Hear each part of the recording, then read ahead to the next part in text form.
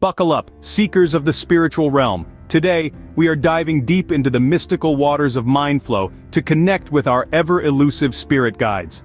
As we embark on this enlightening journey, we've got a thrilling countdown prepared for you, designed to help you foster a profound spiritual connection. We're talking about seven essential tips that will guide you towards greater spiritual connectivity. But what exactly is MindFlow, you may ask? Well, it's a meditative practice that merges mind and spirit, allowing you to tap into higher realms of consciousness and connect with your spirit guides. It's like having a personal spiritual GPS. And here's a heads up. Keep your ears perked for tip number 1. It's the cornerstone of our countdown, a vital piece of the puzzle that holds immense significance in your journey to spiritual connectivity. So, hang tight as we start our countdown with tip number 7. Kicking off at number 7, we have the power of silence. Yes, you heard that right, or rather didn't hear. Now, I'm not asking you to take a vow of silence and join a monastery. After all, who would want to give up the sweet sound of laughter or the comforting hum of daily life? But here's the secret sauce: quietude. It's not about shutting off the world, it's about tuning in to the whispers of the universe. Imagine you're trying to eavesdrop on a fascinating conversation in a bustling coffee shop. The world is that coffee shop, noisy and chaotic. Your spirit guides, they're having that conversation. To hear them, you need to embrace the quiet. It's like turning down the volume on the world to hear the symphony of your soul. So next time someone tells you to quiet down, tell them you're making a spiritual connection. Moving swiftly on to tip number 6, picture this. You, communing with the spiritual. Yes, that's right. Visualization is key. Now what does that mean? Well, it's all about creating a vivid mental image of what you wish to connect with. Let's say you want to connect with a spirit guide. Imagine them in your mind's eye. What do they look like? How do they feel? What message are they trying to convey to you? Visualization isn't just about creating images, it's about creating experiences. So let those images come alive. Feel the energy of your spirit guide, hear their words, see their appearance. The more real it feels, the stronger your connection will be.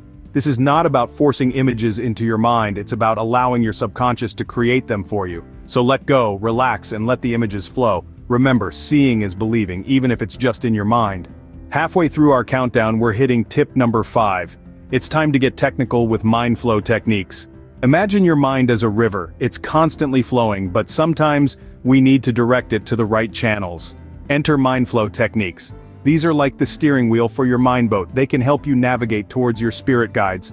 One technique is meditation. Think of it as a mental spa day. It's about relaxing the mind and letting thoughts float by like fluffy clouds. Another technique is mindfulness, where you become the Sherlock Holmes of your own mind. You observe your thoughts without judgment, just like Sherlock would do with his clues. And then there's visualization, which is kind of like your mind's own personal movie theater. You create images in your mind that represent your spirit guides.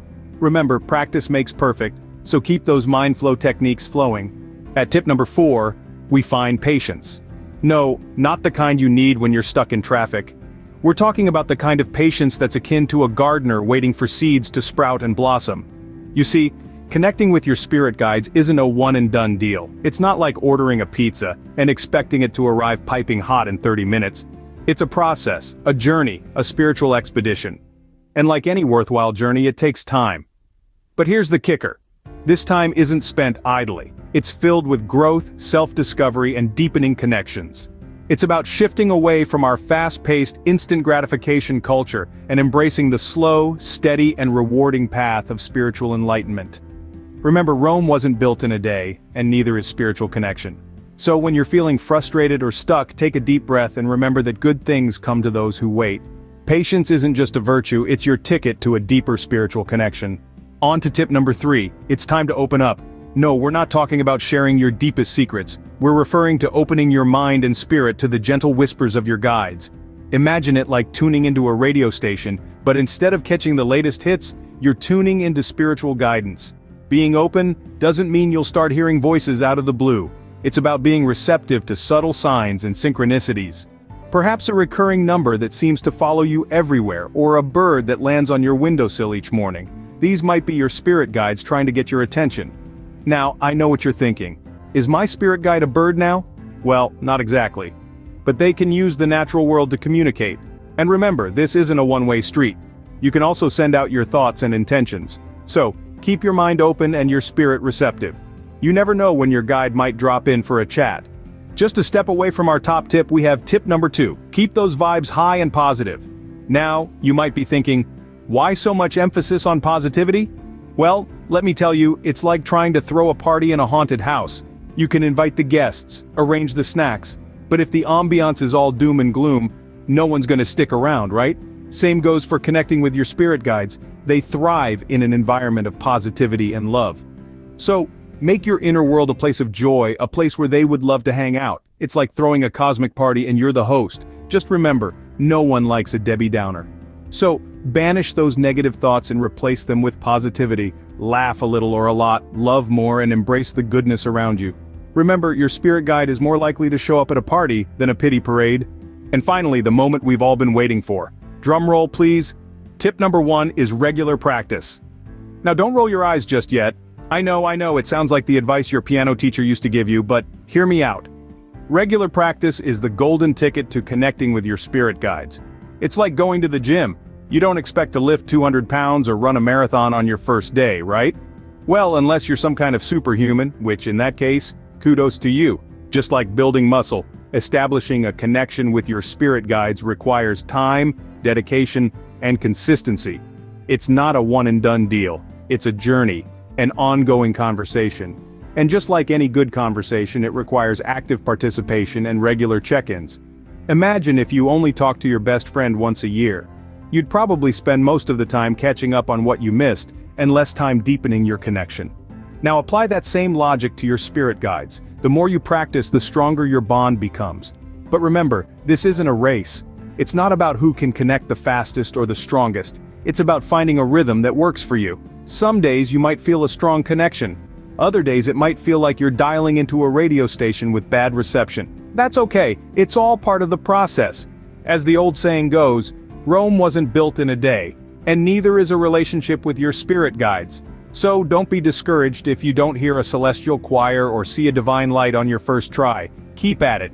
Practice regularly, be patient, and stay open-minded. So there you have it, folks. Regular practice takes the crown. Keep at it, and you'll be chatting with your spirit guide in no time. We've journeyed through the mystical realm of MindFlow and emerged with 7 tips to connect with your spirit guide. We started with embracing the serenity of silence, moved on to the power of visualization, and then dove deep into the techniques of MindFlow. Remember, patience is a virtue, especially when it comes to spiritual connection. Be open and receptive, and above all, maintain positive energy. Regular practice will solidify your connection to your spirit guide and help you hone your skills. I hope you found these tips helpful, and that you'll start applying them in your spiritual journey. Remember, it's not about reaching the destination, but enjoying the journey and growing in the process.